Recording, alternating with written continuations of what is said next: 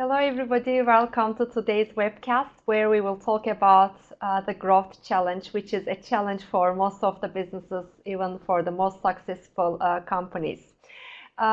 Today I have Maria Darmy with me, who is the CEO of Kantar in Belgium. Before I introduce you to the topic of today's webcast, let me first update you on a couple of housekeeping rules. During the webcast, you can ask questions, and we encourage you to ask questions. This is a very interactive webcast. Please answer to the questions we ask, and you can also pose your questions to the speaker. You can download the presentation. You can also full screen the full video by clicking on the 4 arrows at the top right of your screen. At the end of the webcast, there's a very brief evaluation form where we kindly ask you to fill that in so that we improve ourselves for the future webcasts. You can share this program on demand with your colleagues within your network, with your team members, and whoever is interested in growing profitably can watch the webcast to hear the insights. You can also earn CP credits by attending this webcast. To be able to do so, there will be 3 pop-up boxes during the webcast which you need to type in your name and submit it so that you earn the credits. Okay, that's all about the housekeeping rules.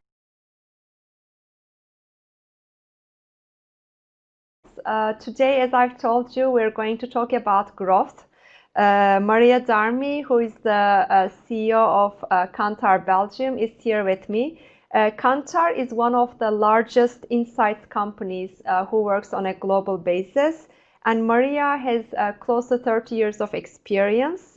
She has developed her career in consumer customer insights and in consulting.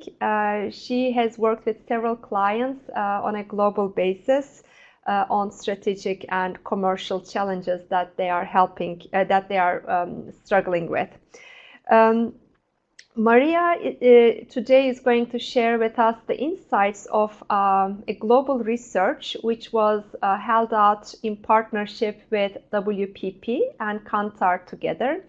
They had interviewed over 500 senior leaders, visionary leaders, and ask them what growth means for them, where growth lies, and what the challenges they are facing. This is a research that was done over 20 countries globally, and the insights are very insightful. They came out with this report where they are talking about the building blocks to grow profitably. So we are very lucky to have Maria here today with us. I think we are one of the first ones in the world to hear about the findings of this research. Welcome, Maria. Thank you very much, Demet. Thank you. So, what are we going to talk about today? Right. I have this. We have this global study conducted with a lot of senior leaders and visionary leaders throughout all industries in different parts of the world. And we have come to understand what is the real architecture of growth nowadays, how growth can be achieved, or what are the patterns that demonstrate that growth can be achieved in a very challenging and, as we know, very disruptive environment. So I'd like to take you through some of the insights, and it will be my pleasure to also give quite a lot of examples for that. Okay, yeah? Okay. Thank you. Okay, so... And I know that you're also going to share case studies, yes, real case studies from studies. The companies that you had interviewed. Exactly. That's good to hear. Exactly.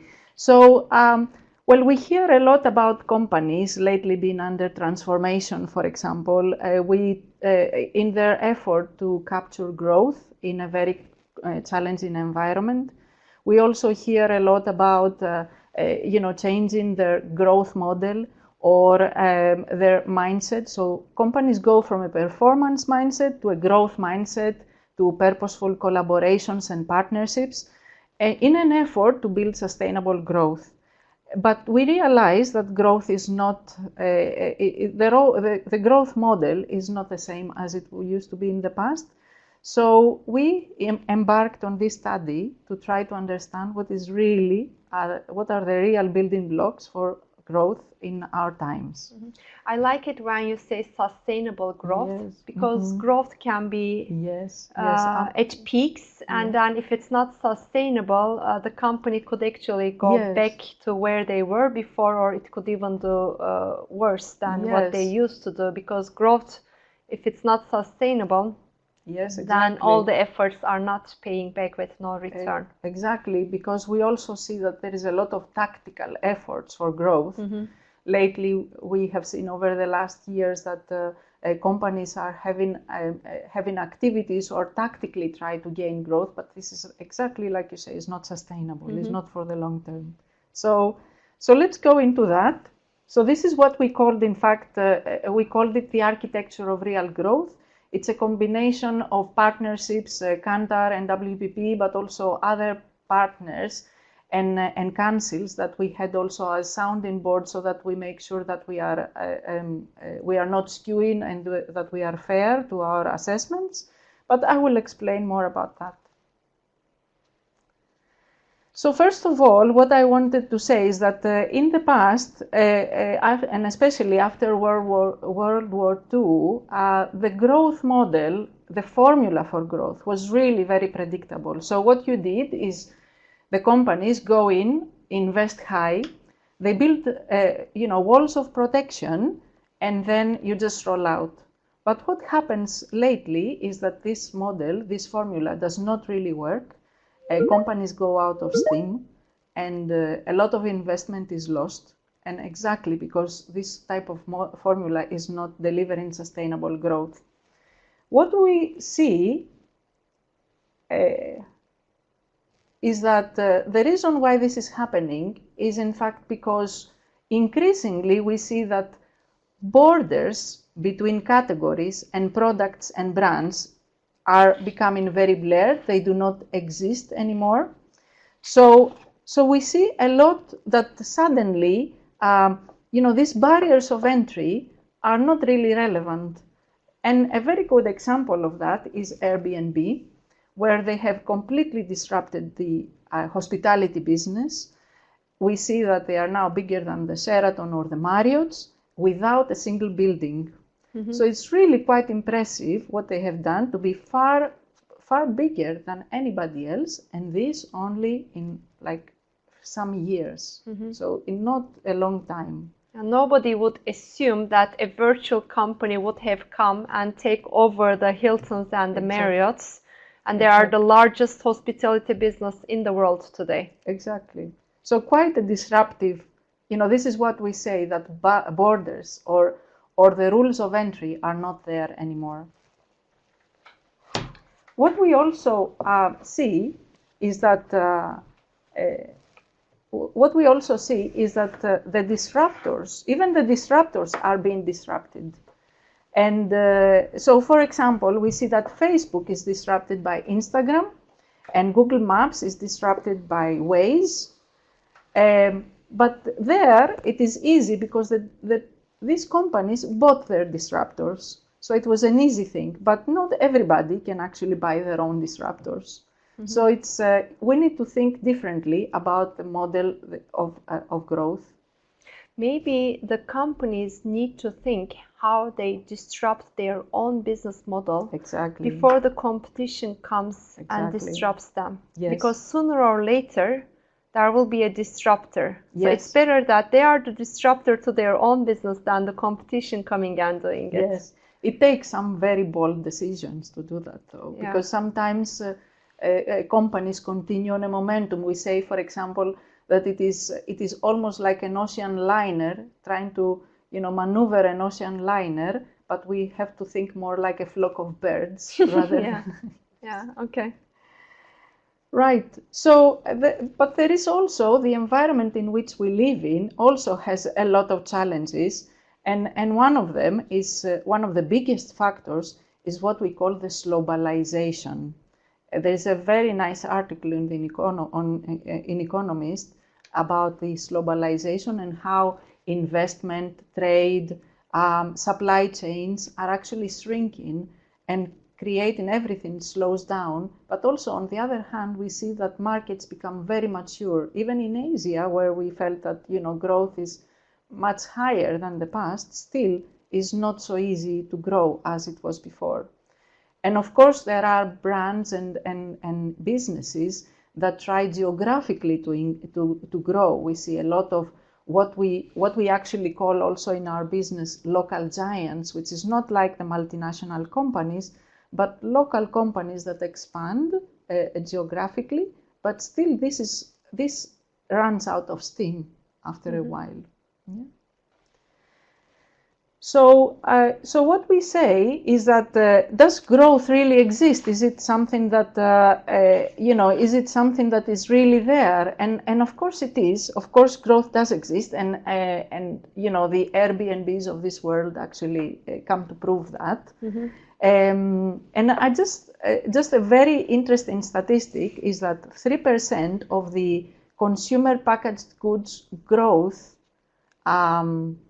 It comes only from 25 players, and the rest of 97% comes from the rest. So you can imagine that how growth is really very fragmented. So it does take a very bold approach to make sure that you are disrupting your own business, as you very well say. And when we asked about people, when we spoke to people about different companies and different brands and who is really a disruptor, then we see one name that pops up again and again, and this is Amazon. In fact, Amazon, in other studies that we do in our brand Z, which is the most valuable global brands, has come up the top #1 global most valuable brand measured for this year. And this is because Amazon has managed to deliver these multiple experiences and either be and present itself either as a disruptor or as a direct competitor, or in fact as an inspirator of great ideas. So I guess that all of our viewers actually witness Amazon in some way or another, and they see how many different multiple touch points Amazon is approaching its consumers with. So it's not only one model. So what do you think Amazon is working on today to disrupt their own business model? Yes, actually, one of the things is that they don't consider that they belong in one category. Their effort is to deliver different consumer experiences. So that helps them to create partnerships, so to deliver these different layers of experiences. And this is why in all our, this name consistently kept coming up, but also we see it in other research that Amazon is very much top of mind in doing that very well.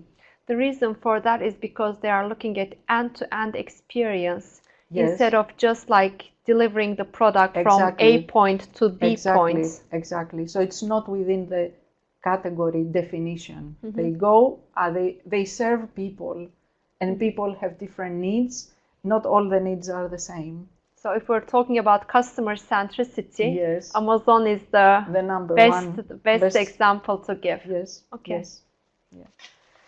So, of course, this tells us, and also because of the Amazon example, that yes, growth does exist. It's just that it exists in uncomfortable places, in places that they are not so straightforward anymore and require a different type of thinking. And why I'm saying that, what do I mean by uncomfortable growth? For instance, we have in the past, manufacturers did not want to work at all with the discounters. They felt that the discounters will diminish the value of their products, will create a different image for their brands. So they were avoiding, but also the trade agreements with discounters was really, not beneficial for the manufacturers.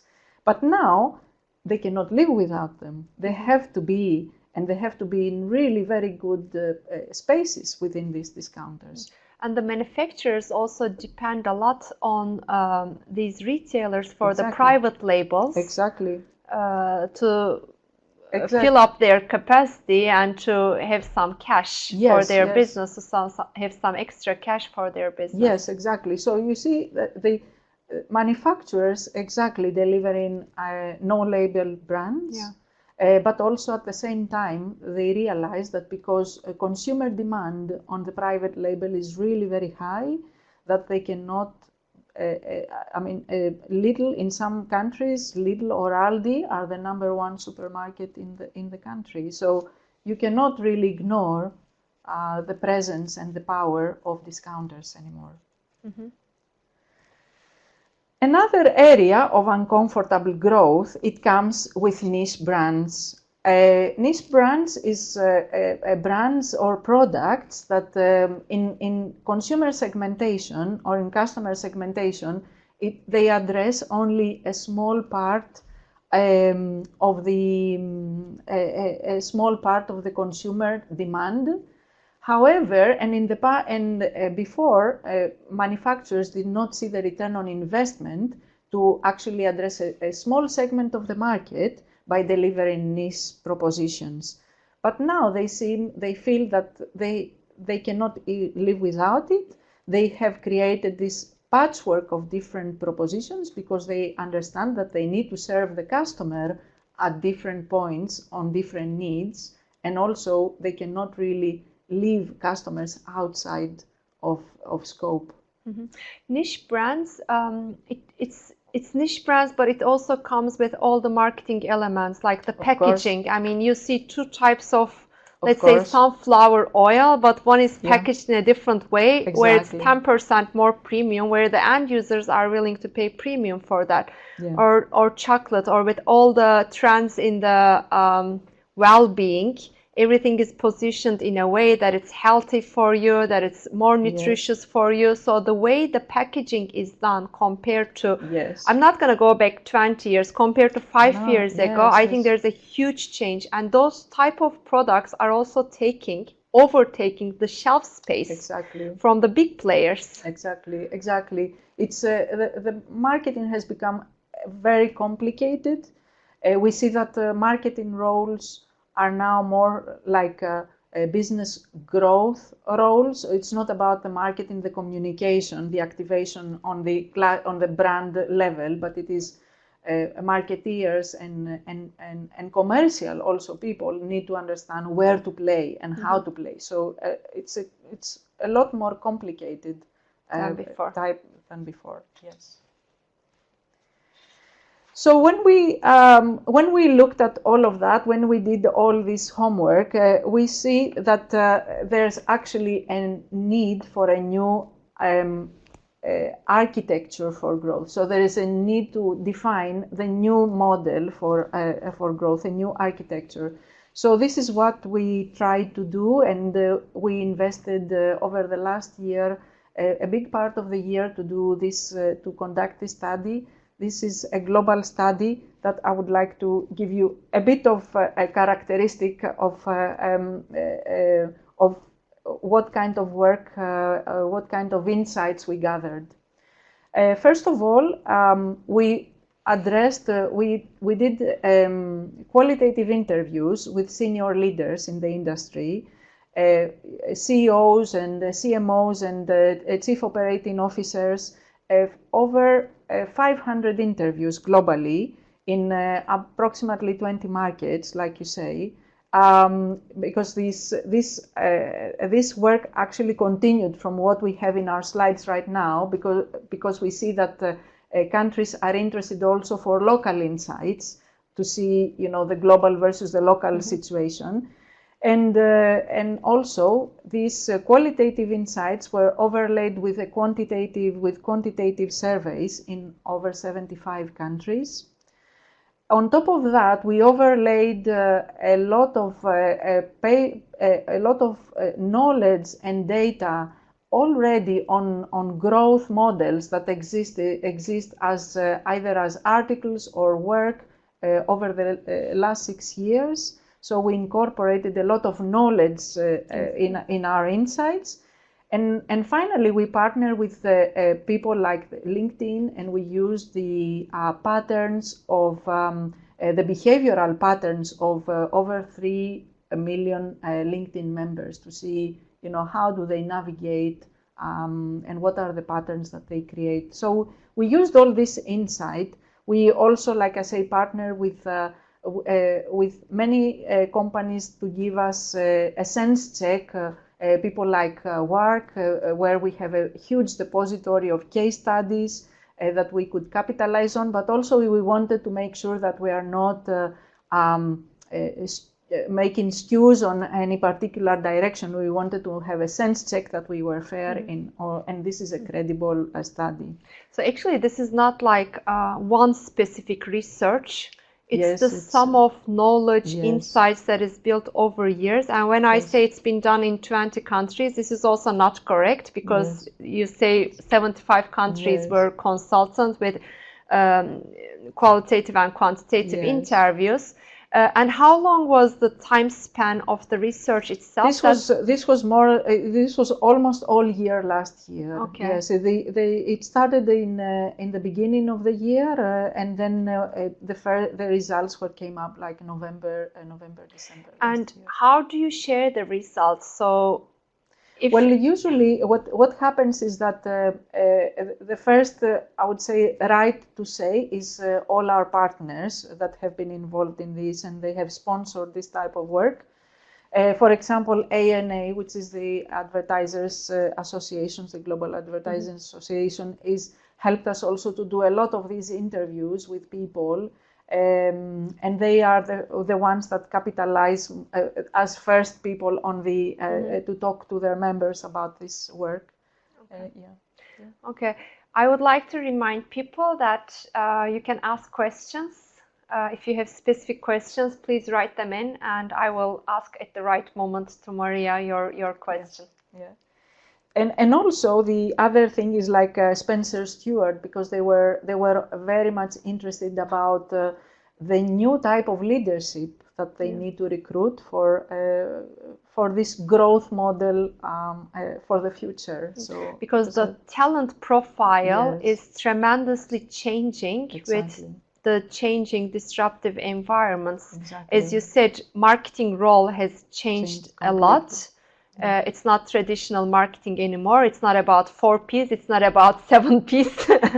It's all about the end user. It's all about the customer, where you look at the journey from A point till the end, and you follow up the journey. So it's not like a one-time purchase. No. It's actually about the experience that you get at any touch point. Exactly. And now, and what is disruptive is that now this is why categories open up and there is not a real border, is that the touch points can be really multiple and accelerating. I mean, today the companies are looking at different touch points, and the experience at each touch point is important, but it doesn't define the customer satisfaction, the NPS results, because people are looking at the full journey, not at a journey, not at an experience, at a specific touch point. Exactly. So that's why the whole journey, end-to-end journey, is also important for the companies to evaluate and to assess. Yeah, in fact, exactly like you say, in the past we used to talk about the share in the market, and then we started talking about the share of wallet, and now we're talking about the share of experience, which is, it can be within your category or outside of your category. And when I look at the past, I started my career in marketing, as you say, share of market, distribution point, numeric distribution, weighted distribution, all these were the metrics. And today people are looking NPS, people are looking at purchase intention, customer satisfaction, and now the employee satisfaction comes in correlation with the customer satisfaction. So how does the people performance how do the people performance are affected by the customer experience measurement metrics is a hot topic for the companies. Yes, it is because like you mentioned earlier, the model, the profiles for leadership are changing, because you need to make a very bold decisions that were not made in the past easily, and all this reflects on how you take your products and your brands to market, and what kind of experiences you give at any one point in time. And what is also very important is that in the past, customer experience was seen irrespective of the brand, whereas now the brand comes very, very closely connected with the customer experience. Okay. So, so this is an example of people that we talk to. So people from multiple cultures and disciplines, diverse environments, and also, you know, young talent, not necessarily kind of, I would say, bold talent, not like from the unicorns and the Unilevers of this world. So not and founders of startup companies that have expanded over time. So this is the profile of people that we talk to. This is just an example. Okay. So what we did after that is we separated the overperformers from the underperformers. And when we say overperformers, we mean people that we actually placed a question to these people and said whether their top line revenue growth is higher over the last 3 years from their competitors. So this is how we identified the overperformers. So we kind of split the overperformers from the underperformers, and we looked at patterns to see what makes the overperformers really an overperformer. Really an overperformer. And we identified 7 blocks of real growth. So I would like to ask if anybody can guess what blocks for growth, for real growth, could be. So what are the elements they think to grow a company profitably in a sustainable manner? In a disruptive environment. Okay, so the question to the audience is, what do you think are the blocks to grow profitably in a disruptive environment that lasts over years and decades? What influences growth? What influences? So we have several answers coming in. Okay. Talent development internally. Okay. So human. Engaged, committed employees. Again, people. People. Okay, so I'm glad actually this come up. It's very, very relevant. Work, agile, and stay adaptable. Okay, very nice. I like, That's another answer. So the work environment, the agility, and staying adaptable to the disruptive environments. Okay, these are all good answers. Any more answers? What do you think are the elements to grow profitably? Innovation. Yes. Innovation. That's also another thing. I had a webcast a couple of weeks ago, and we were talking about surviving and in a disruptive way. And everybody has a great idea, but the challenge is to turn these great ideas into tangible, executionable, actionable ideas. So when somebody says innovation, I very much like it. But innovation also has to be tangible. Okay, we have many answers. Think green. Okay, I think sustainability that goes with the trends. Efficiency, innovation in market, and also the work culture. Okay, very relevant. Relevant. Reputation of the brand of the company. The brand image also impacts the growth of a company.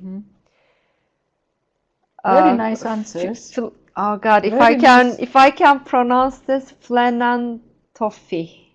Sorry. So it's about human again. It's about not only your employees but also the communities you serve. Yeah. Okay. Satisfied customers. Yes. So if you have a happy customer, you have a happy business. That's actually very interesting. Let me. Can I take maybe this? Okay. Yeah, go ahead. Okay. So let me let's go a little bit further and we see. But thanks, because it's all very, very relevant, and it's so we have identified the 7 blocks of real growth. there is 4 what, there's 3 whats. So this is what do we do, 3 hows, how are we organized as a company, and 1 big why, and I'll explain what these are in turn. So what we see, the first one, the first what, which is what do we do, it's about abundant markets. So what do we mean about that? It is where we decide to play. So where we decide to actually operate in. And one myth, for each of these building blocks, I'm going to say one myth. And I think a lot of the myths are really very relevant in some of the, in some of the feedback from people. So growth is about winning market share from competitors. This is actually something that overperformers do not do. You don't try to win market share from overperformers don't do. Okay. And I have an example here. So overperformers, they don't just say, look, I have a 27% market share in Nielsen and I'm good. No, in fact, and this is a real example from a hair care, one of the interviews that we had with hair care people. Mm-hmm. And they said that our brand has a 27% market share in Nielsen. But when we asked Amazon, they said, no, you don't have a 27%, you have an 11% market share. Because when people type hair, it's not about the hair shampoo or the hair conditioner, it's about the hair curlers and the hair dryers. So people do not they just type a word and then different things come up. And of course, these people say, this company we interviewed, people we interviewed said, but again, if we go to innovation platforms like the Kickstarter, then our market share is 3%. So that makes us really think. And why is this so important?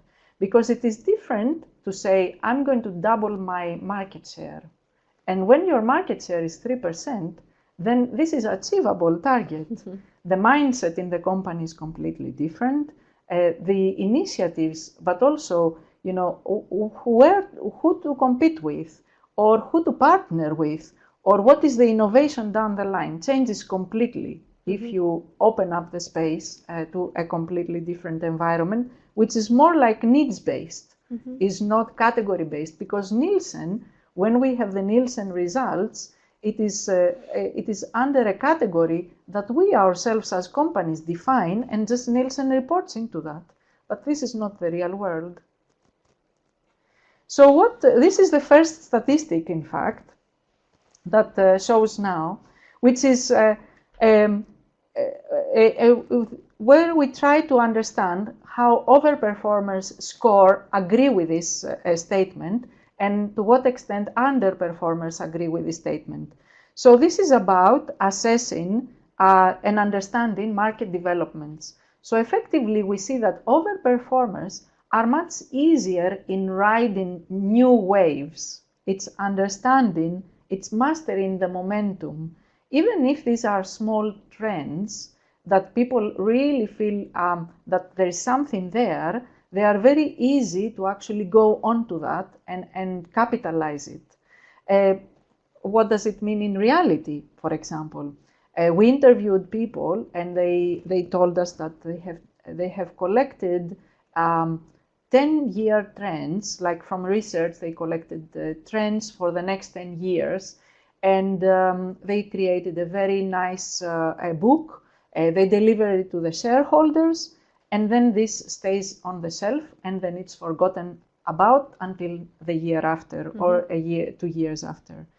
Versus a company that uses these 10-year forecasting trends into their 3-year strategic planning, activation planning, brand planning. So it is the same material, it's the same information, but used in a completely different mm-hmm. way.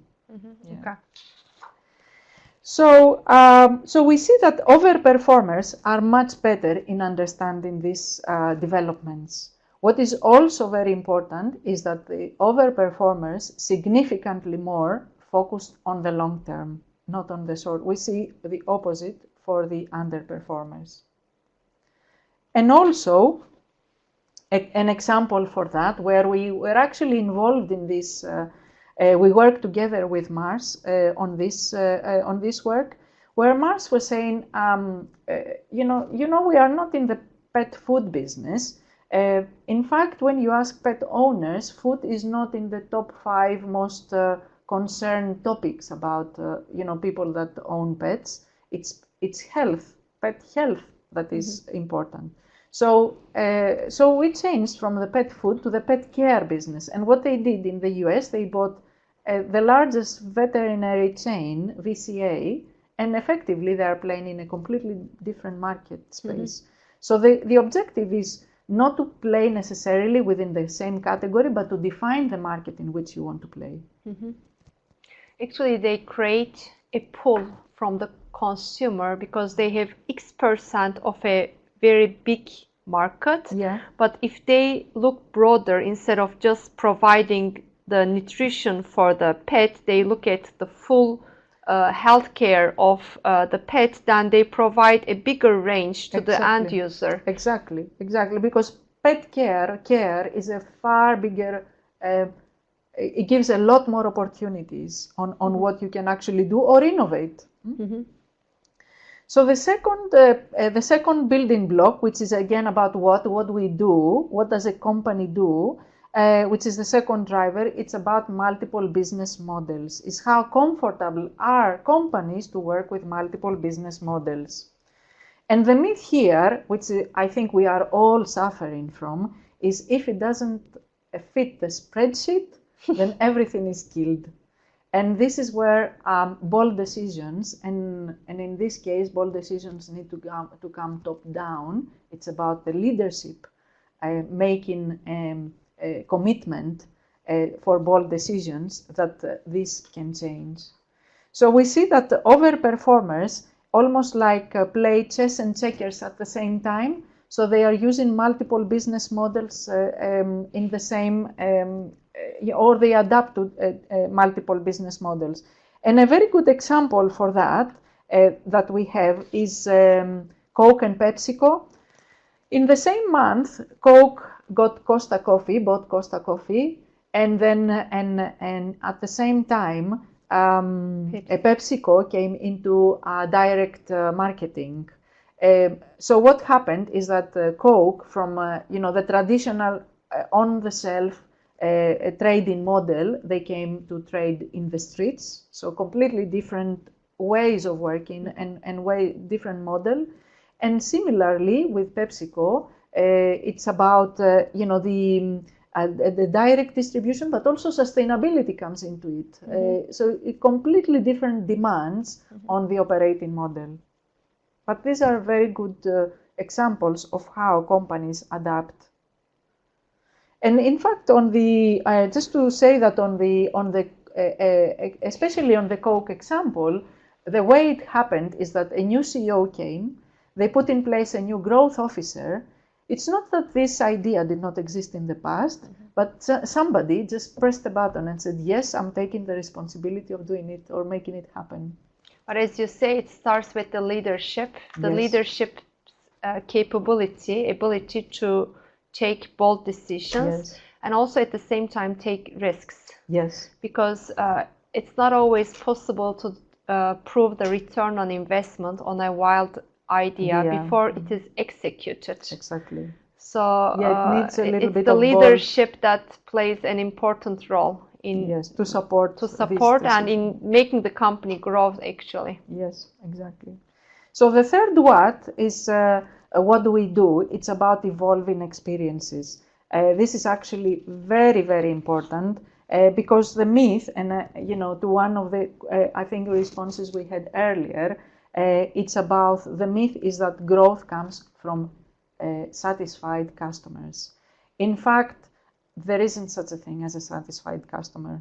This is a very tiring and a very painful concept to own. Which is hard for the researchers, I think, to accept. Because this is one of the metrics. You would always look at customer satisfaction scores. Now there is this customer effectiveness score. And if you say as a researcher, well, I don't only rely on customer satisfaction score, this is also a bold statement from your side to say, which also you need to convince your clients to look at the metrics in a different way. Exactly. And as I will say a little bit later on about data, it's not necessarily owning the data. It's about trying to identify patterns and using creativity and an understanding of the world. So it's not about the scorecards that flag positives or negatives. Is what does this mean and under what context and under what competitive environment this come across. So I would go and maybe I'm sure that we have heard about Bezos saying that it's all about beautifully unsatisfied customers, and that this is actually putting a lot of conditions on people to keep evolving their experiences. And I'll give a very simple example. When you have an application and you get a new feature on your application, then you start thinking, why don't other applications can do the same? Why do I have to put my name twice? Why do I have to put my preferences again? Doesn't it learn by itself? So the moment new things come across, the demands are bigger every time. So we need to keep in mind that, yes, it's about the beautifully unsatisfied customer that we have to evolve their experiences with. And an example of that, again, is Amazon, like I mentioned before, where is the company that kept coming back about these evolving experiences, examples of evolving experiences. And in one case, it's about, the example is when Amazon partnered with a camera company and a lock company, so that you can open the door remotely, make sure that your package is placed safely in your home, and then you close, the door is closed and locked. And this is, in fact, in types of emergency, if you really need something delivered when you're not there, that is it a primary need? No, but it is another layer of customer experience that is Amazon offers. Because so it's not about the delivery of the package. They provide convenience and peace of mind to the end user, which is all about the experience that they are seeking for. Yes. So, and also in the past, nobody would have imagined that a parcel company, a delivery, a company like a shipping company can actually partner with a camera company and a lock company to make sure that you are safe and they're thinking for you. Yeah. So a quite different way of thinking.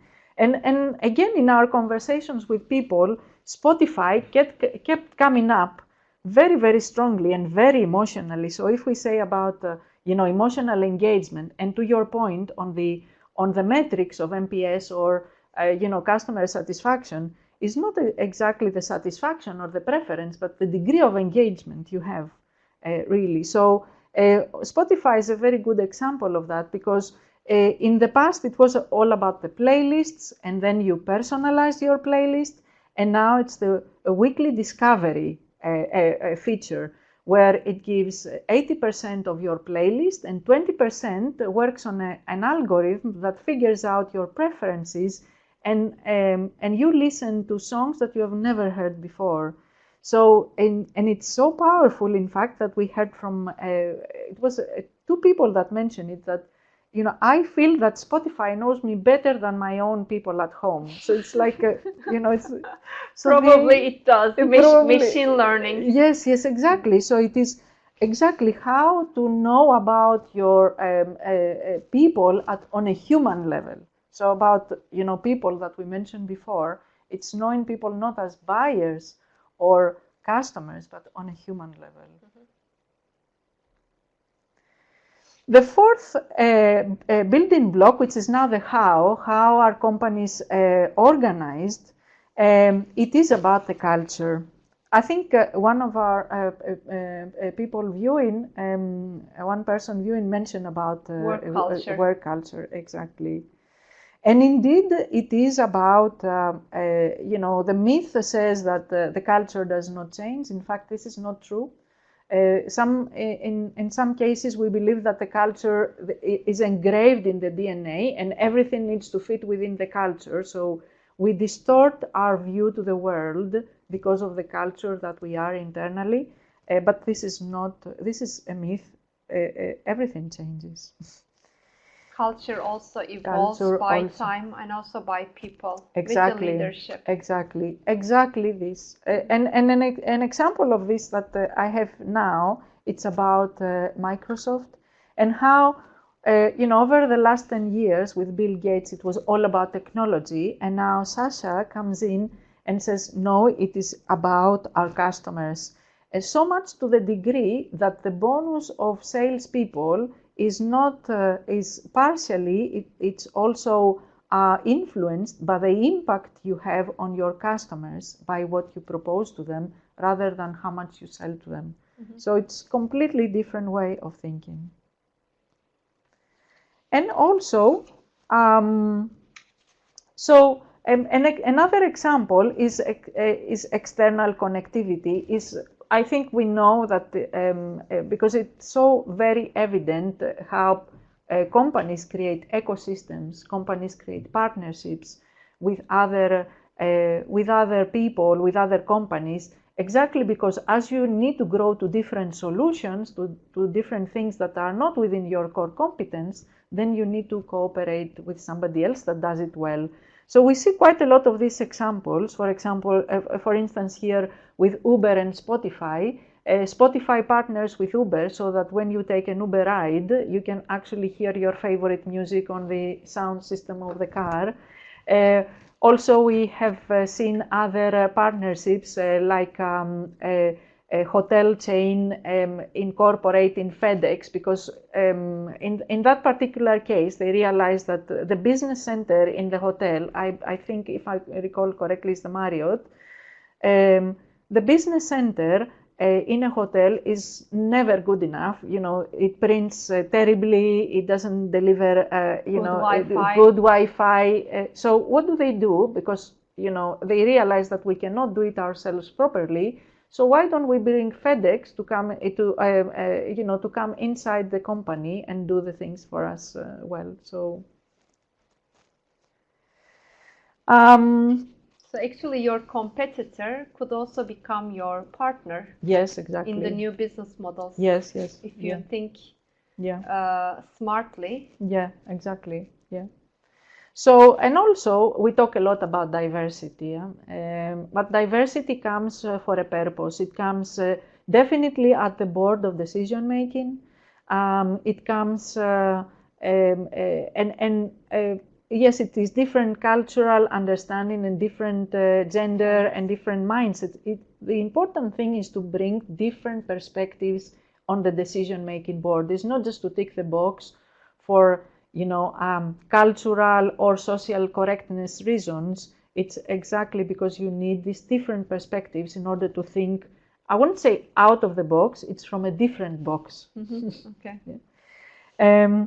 And an example about, whether even large companies can change. Yes, large companies can change. And we have here an example from Unilever, where over the last 10 years, they acquired a lot of small businesses. And what they did, they created a founders council where all these different founders are advisors to the brands, to the key brands of the company.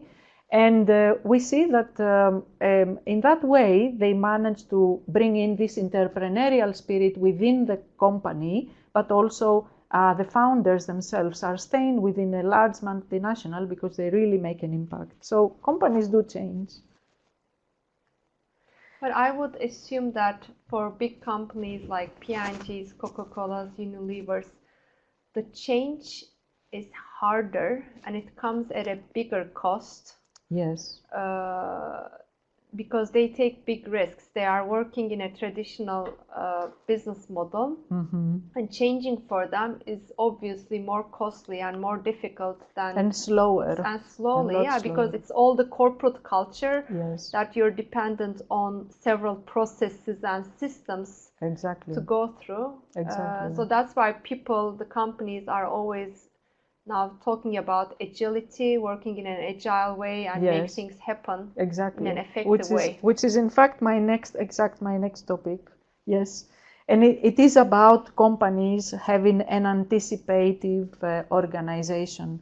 What do we mean by that? And this is in fact the myth, is that agile is in the ratio of people. So it is linked with people's mobility or people's flexibility. It's not about the job description. It is in fact about creating the right teams to win the micro battles. So what overperformers do, they are very good at bringing teams together, fit for purpose teams that can actually address issues or elements in the company that need to be changed.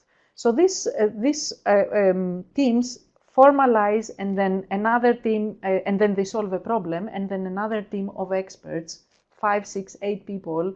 It's not about the big teams, and it's not about doing this for all of the issues in a company, because it becomes chaotic. But things that you need to change, this is actually winning with by fighting the micro battles. I see. And the audience was responding that talent was an important piece. And I also heard from you that Spencer Stewart was also keen to understand how the leadership changes. So actually all these changes in being more customer-centric, user-centric has an impact on developing the people skills, on recruitment, on all these executive search companies. The way of thinking is tremendously changing with the new trends in the market. Yes, exactly. And because the talent changes because you need to bring in people, profiles that can actually work with this in this agile way of working. So with fit for purpose teams. Also, what is also very important is that how do you move barriers away? How do you recognize? And this is actually a question that I would like to ask to our audience. If they have an understanding where usually barriers are, if they can have a feeling, what are usually the barriers that inhibit growth in a company. Okay, all right. Yeah. So we have around 8-10 minutes left, Maria. Okay, so I'll move on from that. I'm sure people are keen to see all the 7 blocks. So so effectively, what we say is that a lot of the barriers are actually internal, but overperformers are really much better in understanding those barriers and moving them and taking them away. An example of that is with internal connectivity. We talked to the Facebook workplace, and we had some astounding, examples of how internal connectivity helped taking away internal barriers. So for one of the examples was about Starbucks. There was somewhere in the US, somebody walked into Starbucks and asked for a health bomb. And the employee said, "I'm sorry, sir, it's possibly a Subway product. It's not something that we do." And the guy says, no, it is actually, you've done it, and I've seen it on Instagram. So to cut this long story short, effectively many people on Instagram were actually talking about the health bomb. And the news came to Seattle very quickly, and within 2 days' time, the new product was placed on offer. So a lot happens with internal connectivity, and overperformers are very good at doing that, building internal bridges. What is actually also very important is that marketing and sales come very close together. And as we see, as e-commerce increases in significance, then these two areas that were in the past possibly also apart from each other need now to be together, because you cannot have what we see is that the online experience on e-commerce is completely different than the actual physical experience in the store, for example. So there is a big gap, and then companies are trying to bridge this gap by bringing marketing and commercial within one space. That's why there are now all these new functions, which is called customer experience. Yes.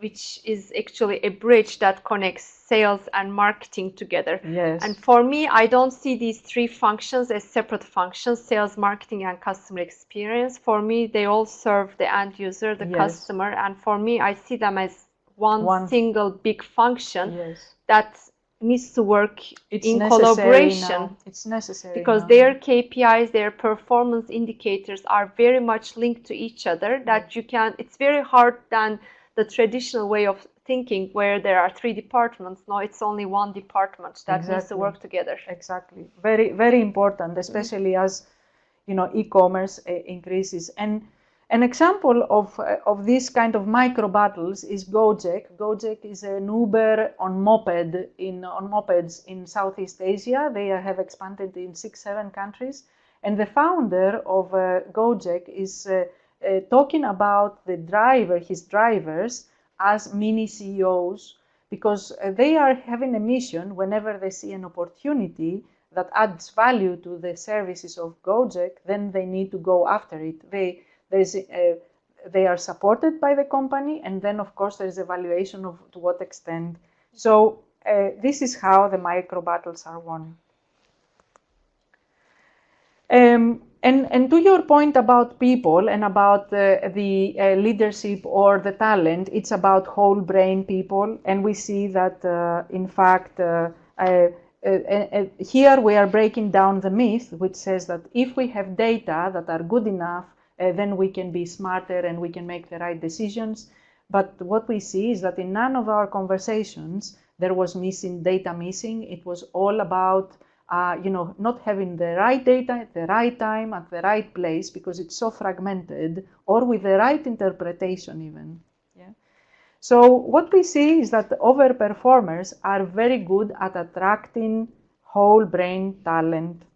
And what do we mean whole brain talent? Is people that can actually bridge data, technology, and creativity.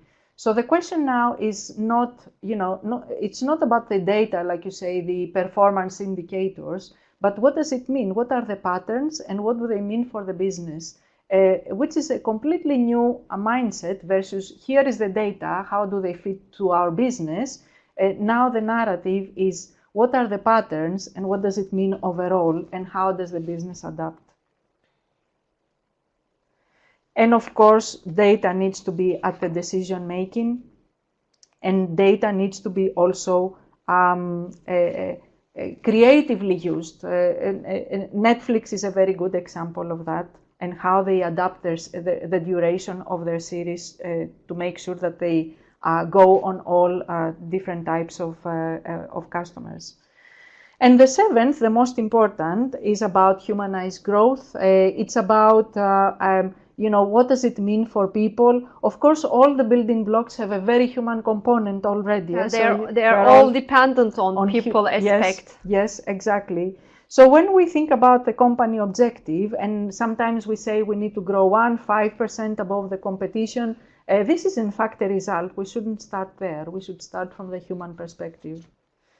And what we see... Human perspective. So do you refer to the employees? Do you refer to the customers? Or do you refer to both? To all. To all. We will see... You even refer to the suppliers, the subcontractors? Yes, it's about taking human understanding of your employees, your customers, even the people that you serve and the communities that you exist in. So it's having a bigger understanding about the human context. Because we see that as far as objectives are concerned, all companies, of course, either overperformers or underperformers, their number one goal is the top line growth. That we know. What we see, however, on underperformers is that they are more focused, even though slightly more, but consistently lower than the overperformers on bottom line growth. And what we also see for the underperformers is that they pay less attention to the human capital than the overperformers. So to some of the comments that we had earlier, yes, it is about focusing on the human capital, either on the people this is on the overperformers. Like I mentioned, they are they are much more interested about the human capital. So the impact on people, either this is their employees with training and upskilling and creating better competencies, or also their customers and the people they serve. Okay. And an example of that is Cisco, who they went from a technology company to a software solutions company, and now they are more people centric with the people deal, not really the technology anymore. Okay. So very quickly just in summary, just to summarize, we saw, and this is where I will just give few slides more. These are the 7 blocks of building real growth, the new kind of growth architecture, as we heard from the people that we talked to. And we try to see what are the weights on this. So what are the importances? And we saw that the most important is about this anticipative organization. So how you think outside of your category. And secondly, it's about the abundant markets, which is how you win those micro battles, and you are fit for purpose for those.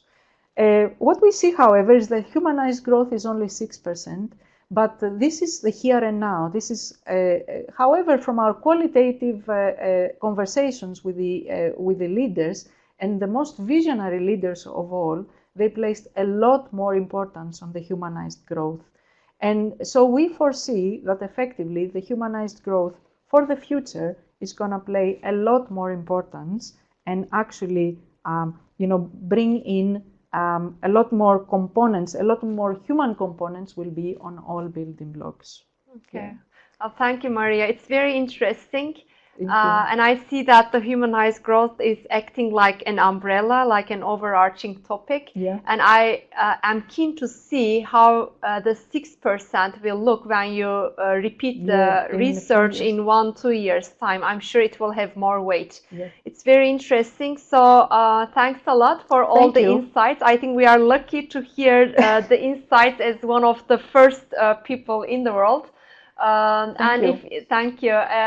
If you're interested in these kind of topics, I'm leading the Customer Experience Council at the conference board, and our discussions are all around customer journeys and user experience, customer experience measurement metrics, and so on. So please feel free to go to the website of the conference board and hear more about it. Before we close, there is a very brief evaluation form. We would be very happy if you could fill that in. And one more news, I will be having webcasts on AI and machine learning in September, October. It will be a series of webcasts. We always touch AI, but now this will be the topic of our webcast. So if you're interested to hear about